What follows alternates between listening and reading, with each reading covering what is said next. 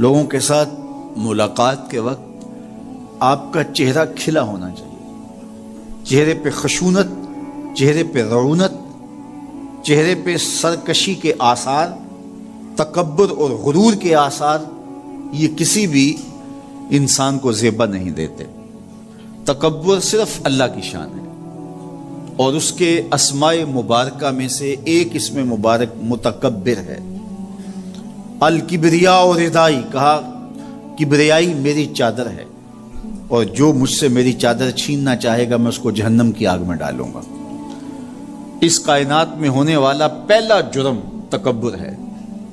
جب ابلیس کو آدم علیہ السلام کے سامنے سجدہ کرنے کا حکم دیا گیا تو اس نے کہا کہ میں تو سجدہ نہیں کروں گا۔ ابا واستکبر وکان من الکافرین، اس نے انکار کیا بوجہ تکبر، اور تکبر رائی کے دانے کے برابر بھی اللہ کو پسند نہیں ہے۔ اور قیامت کے دن جب لوگ سور اسرافیل سے آغوش موت میں ہوں گے تو اللہ تعالیٰ جل شانہ لوگوں سے خطاب کرے گا، تو اس میں ایک جملہ یہ ہوگا، این المتکبرون، تکبر کرنے والے کہاں ہیں؟ تو لوگ آغوش موت میں ہوں گے تو کوئی سر نہیں اٹھائے گا۔ اللہ فرمائے گا این الملوک، بادشاہ کہاں ہیں؟ کیونکہ زیادہ تکبر بادشاہوں میں، حکمرانوں میں ہوتا ہے۔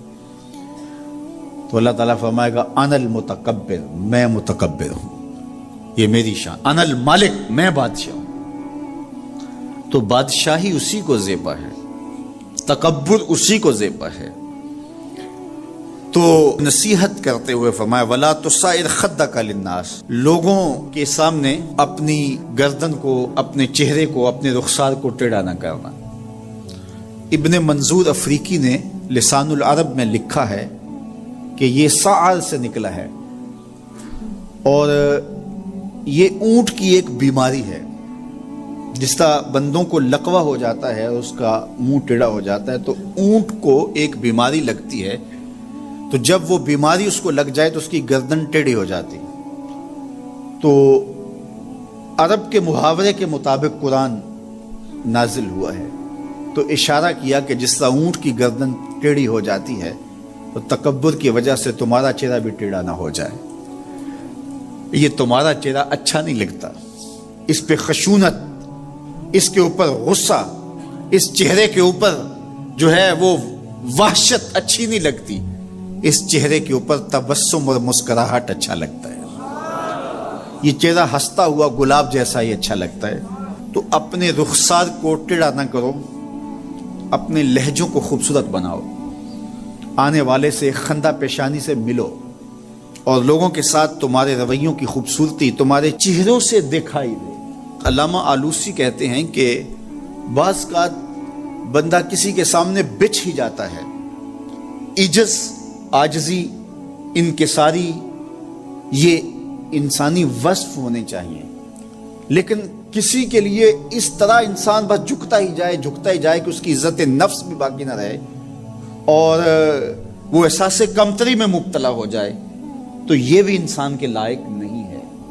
تو رخسار کو ٹیڑھا کرنے کا جو ہے وہ مفہوم یہ ہے کہ آپ عجز اختیار کریں، لیکن اس عجز کا یہ مفہوم نہ ہو کہ آپ کی عزت نفس مجروح ہو جائے۔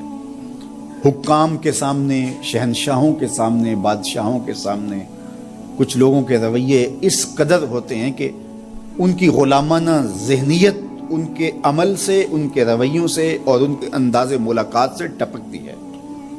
تو جب آپ کسی سے عجز کے ساتھ، محبت کے ساتھ پیش آتے ہیں تو وہ اپنی جگہ، لیکن اس کے اندر تجاوز ایسا نہ ہو کہ آپ کا رخسار ٹیڑھا ہو جائے۔ مطلب کیا ہے کہ آپ حد سے نیچے گر جائیں اور اپنی خودی کو بھی بیچ ڈالیں، تو اس سے بھی منع کیا گیا ہے۔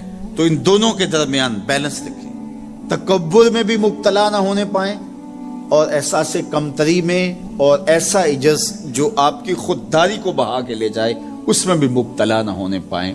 وقار کے ساتھ، ادب کے ساتھ، محبت کے ساتھ لوگوں کے ساتھ پیش آئیں۔